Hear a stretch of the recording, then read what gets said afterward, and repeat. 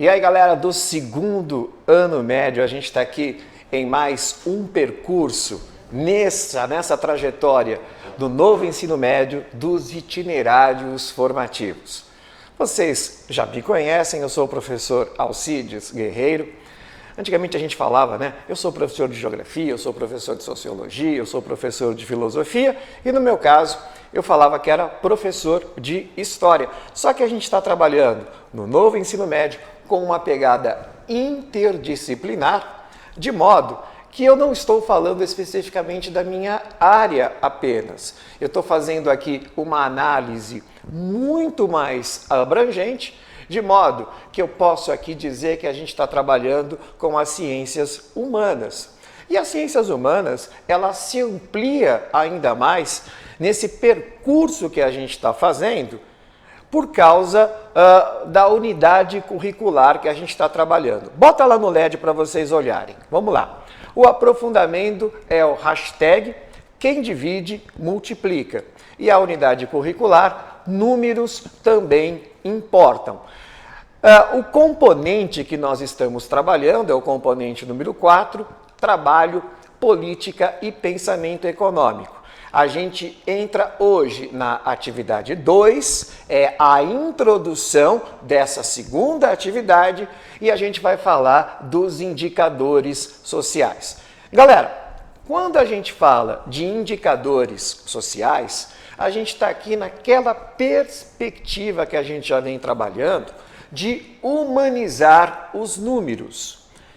A gente tem muitas vezes um certo preconceito em imaginar que as chamadas ciências duras, que as chamadas ciências exatas, uma vez que trabalham mais alicerçadas em equações, em contas, em números, estejam dissociadas com questões sociais e com questões que fazem parte do dia a dia de assuntos muito relevantes para as pessoas. Portanto, a nossa tarefa aqui não deixa de ser também humanizar essa compreensão dos números e poder fazer com que a gente compreenda que esses números sempre refletem pessoas, né? Vamos lá então para o LED, a gente está vendo aqui a habilidade do eixo estruturante. A gente sempre convida o aluninho, através do eixo estruturante, para fazer a investigação científica. Ele vai aprender a aprender. Portanto, ele vai analisar situações, problemas, envolvendo temas e processos de natureza histórica, de natureza social, econômica, filosófica, política e cultural. Tanto no seu âmbito local, na sua comunidade, na sua regionalidade, como, a partir daí, num espaço muito maior, sendo ele nacional e até global, já que a gente está trabalhando também a questão da globalização, considerando dados e informações disponíveis em diferentes canais de mídia. A habilidade geral básica, ela vai trabalhar, acima de tudo, os indicadores de emprego, de trabalho e de renda. E, principalmente, os processos de estratificação e de desigualdade socioeconômica. Vem aqui para mim rapidinho. Apareceu uma palavrinha ali que pode parecer meio complicado, e realmente é, que é a chamada estratificação social. Estratificação social é quando a gente tem uma sociedade onde as pessoas têm muita dificuldade de prosperarem. E eu quero fazer aqui um parênteses muito importante, porque antes do sistema capitalista, e a gente não pode esquecer que o sistema capitalista ele se torna hegemônico a partir do século XIX, nós tínhamos uma sociedade de sangue, aquela sociedade marcada entre nobres e entre plebeus. E o que acontece? O teu lugar social, a tua origem era determinada pelo nascimento. Então, se você nascia plebeu, por mais sucesso econômico que você tivesse, por mais prestígio que você pudesse somar na sua vida, você ia morrer plebeu. Porque o que definia os parâmetros dos estratos sociais era justamente a tua ascendência sanguínea. Muito bem, chegamos ao capitalismo, que, como eu falei para vocês, acontece depois do século XIX e se torna hegemônico.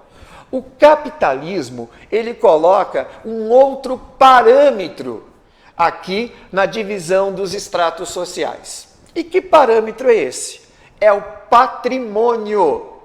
De modo que, no sistema capitalista, pode acontecer fenômenos que certamente você já deve ter topado, ou na sua vida pessoal, ou através de algo que você conheça. De pessoas que nasceram num determinado extrato social.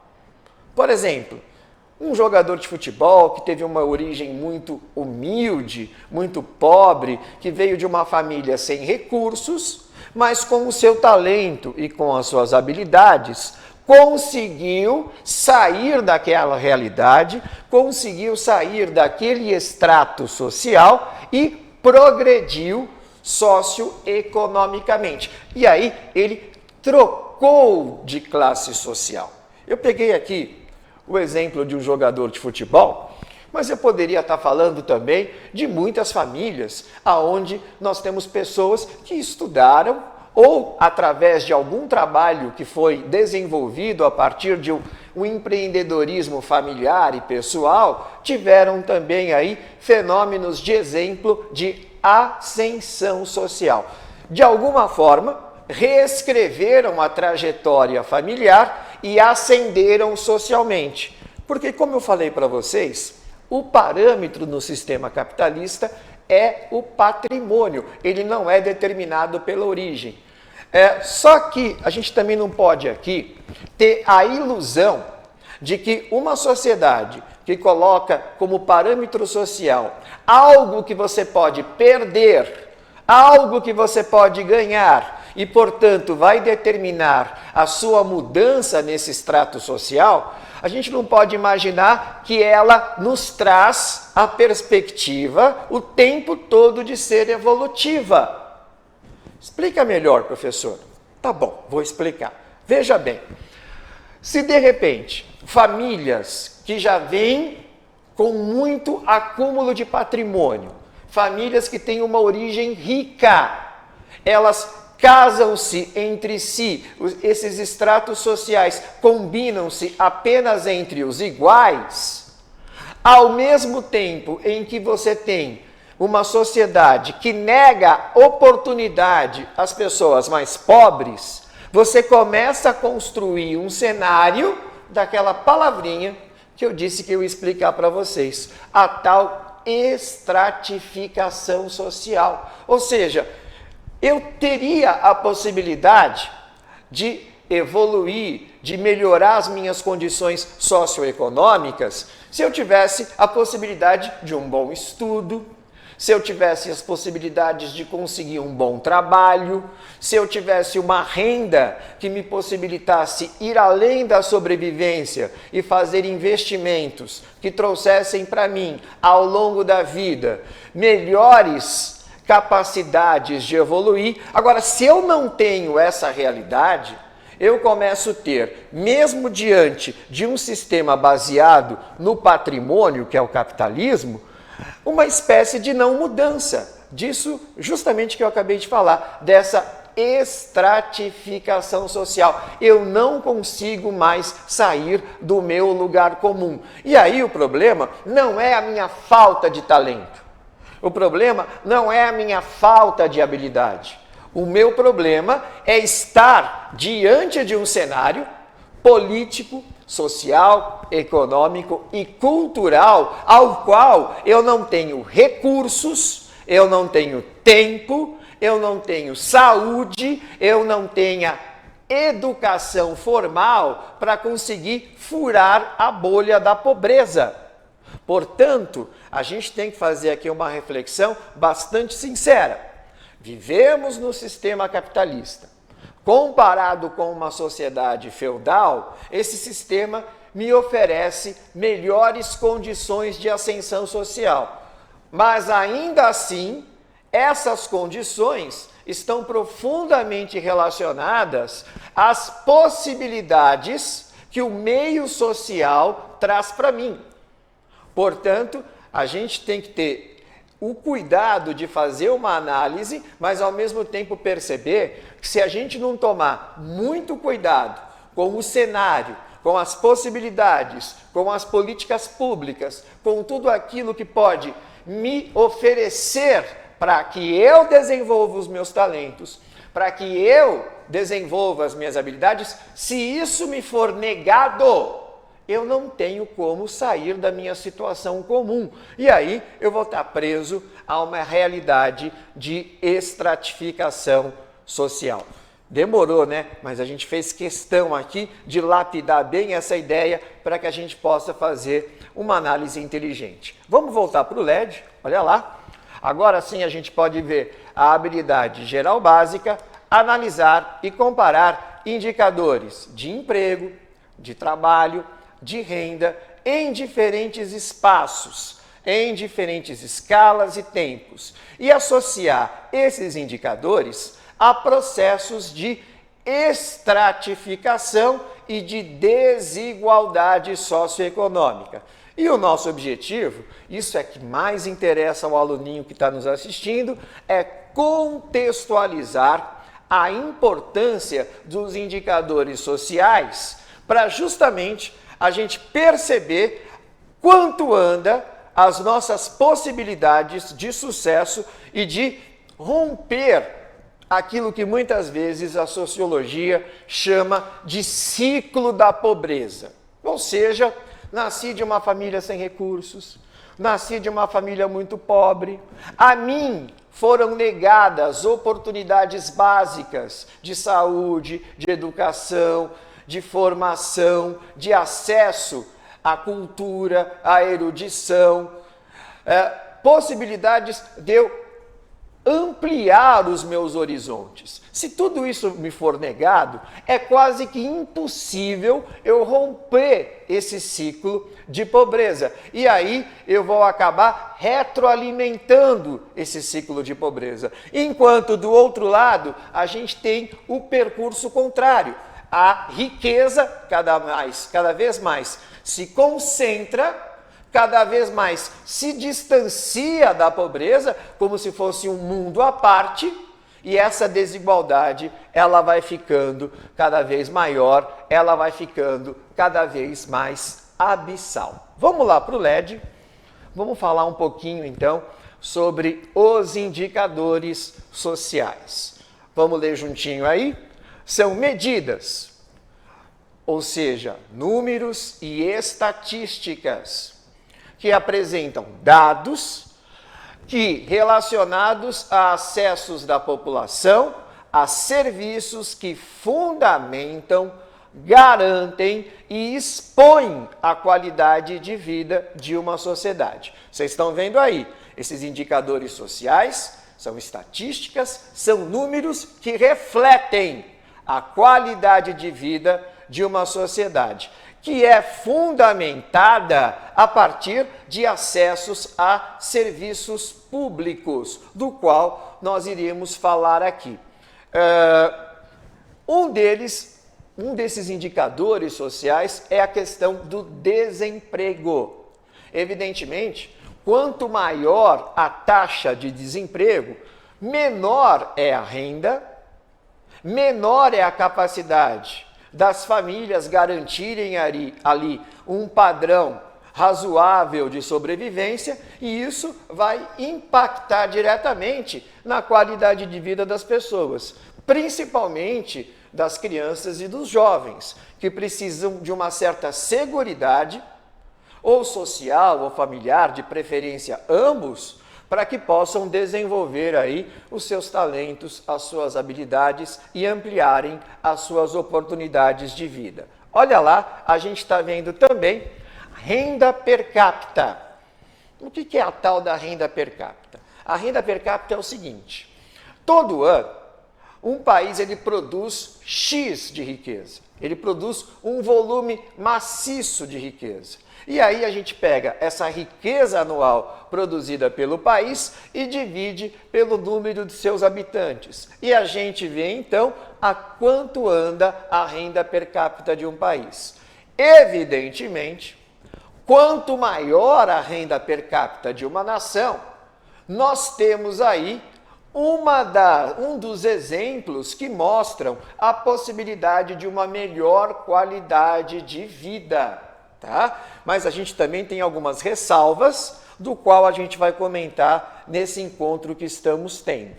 Olha lá o outro, a questão da escolaridade. Aí a gente está falando de educação formal. Países com altíssimos indicadores de qualidade de vida, com altíssimos indicadores sociais, têm um padrão de escolaridade evidentemente muito alto. Uma maioria de pessoas que teve a possibilidade de chegar até a faculdade, no mínimo um curso técnico, porque depois do ensino médio, quando a gente fala de algo técnico e também, principalmente, de uma faculdade, a gente vai desenvolver aí um aparato profissional que será fundamental e vai impactar diretamente no nível, no modelo de trabalho que essa pessoa vai ter, que por sinal vai refletir uma renda. Eu costumo usar um exemplo aqui que para mim é bastante ilustrativo.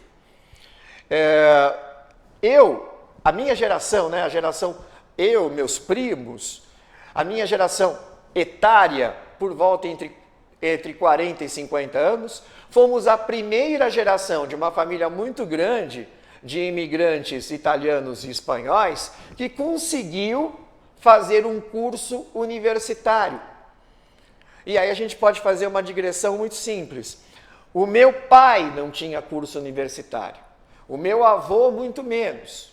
Então, se a gente começa a perceber que é uma geração que está hoje com 40, 50 anos, que pela primeira vez começa a ter o acesso ampliado disso, a gente simultaneamente percebe uma evolução social, ao mesmo tempo que também fica claro algo que eu acho muito bacana. Por ter feito um curso universitário, eu melhorei a minha renda, a minha qualidade de vida e possibilitei aos meus filhos que esses tivessem uma ampliação maior de oportunidades, principalmente no acesso à escolaridade formal e à cultura. Vamos voltar aqui para o LED.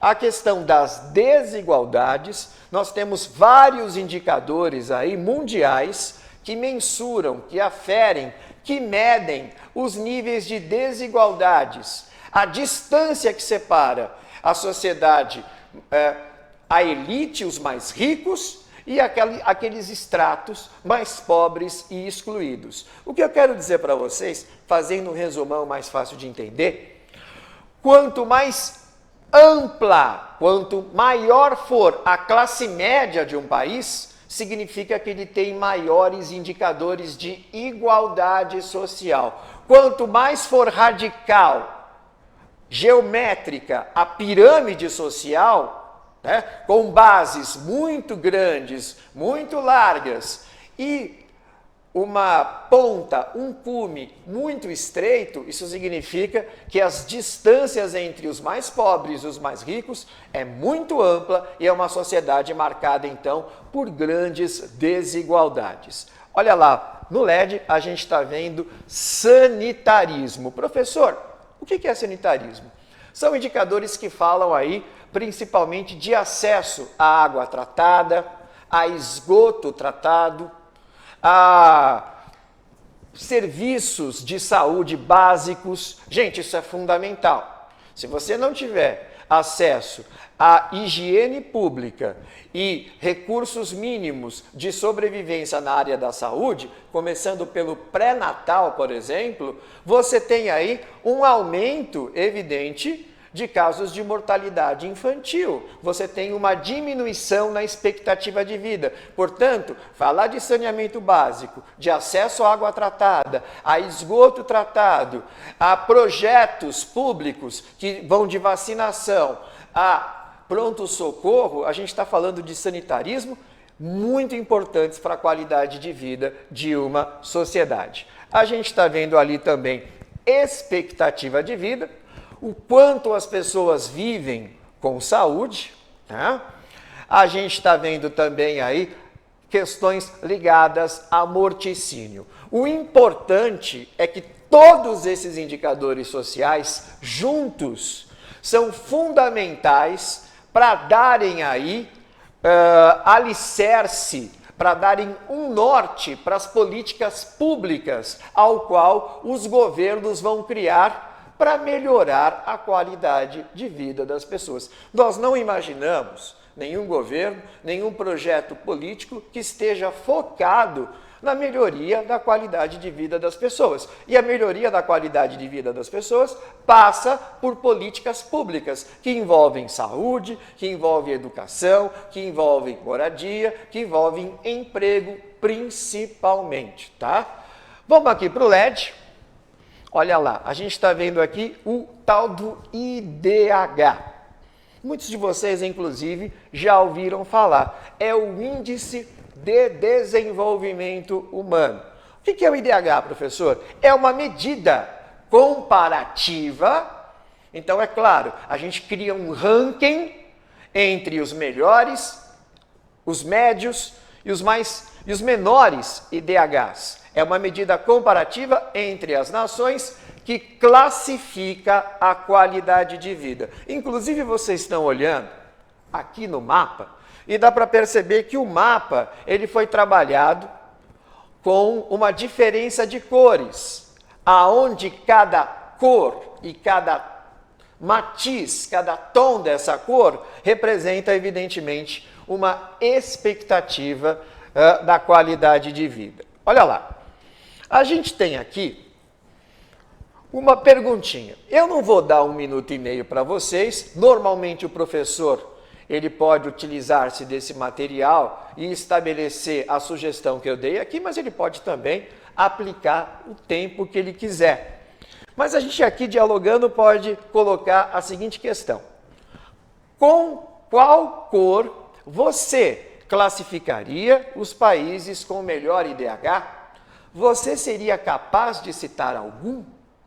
E aí, de repente, o professor pode dar esse tempo e o aluno perceber em quais regiões do mapa se situam as cores com o maior nível e os piores níveis de IDH.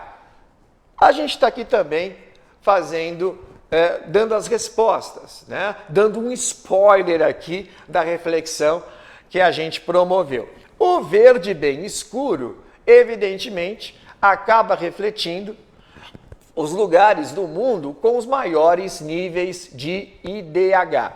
Vamos aqui dar nome aos bois. A gente está vendo a Austrália, né? A gente está vendo o Japão e a Coreia do Sul. Nós estamos vendo o Canadá e os Estados Unidos. E a gente está vendo também a Europa. Ou seja, esses locais são os locais aonde a qualidade de vida acaba sendo alta, porque o IDH também é alto. Uma coisa super importante também falar é que há uma relação direta entre os índices de desenvolvimento humano, esses indicadores sociais, e o cenário de solidariedade que cada sociedade tem.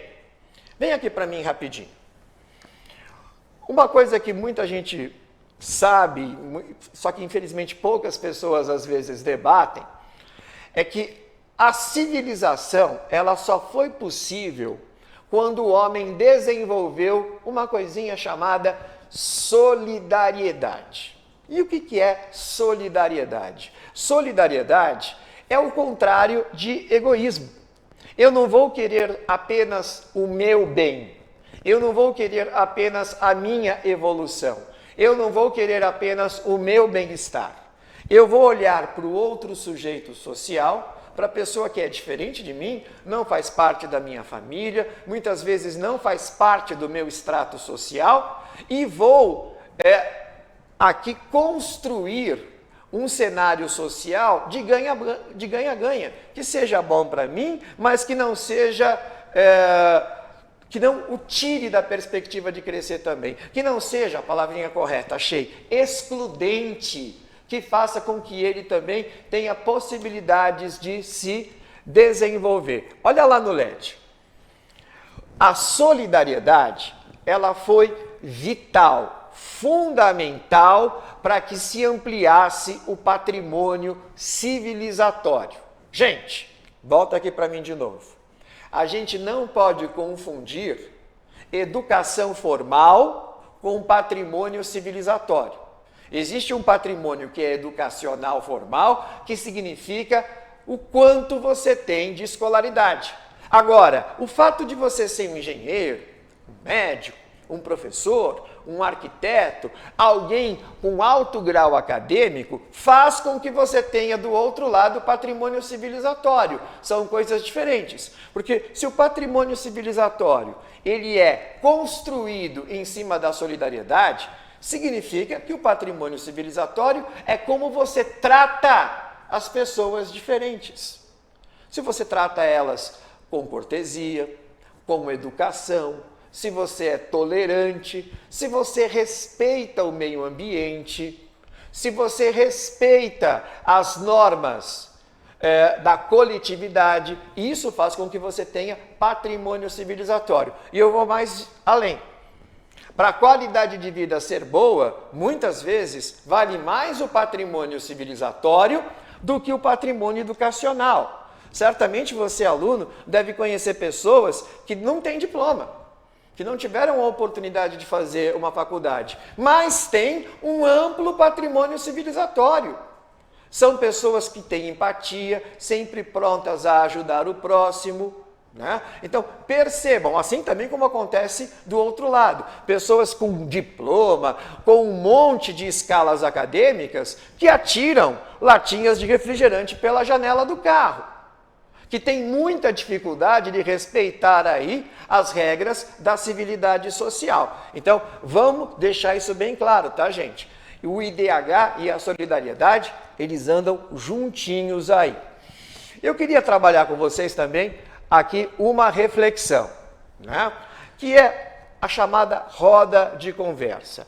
Qual dos indicadores mais comuns de IDH você acha que é o mais importante para as políticas públicas voltadas às estratégias de planejamento futuro de uma nação?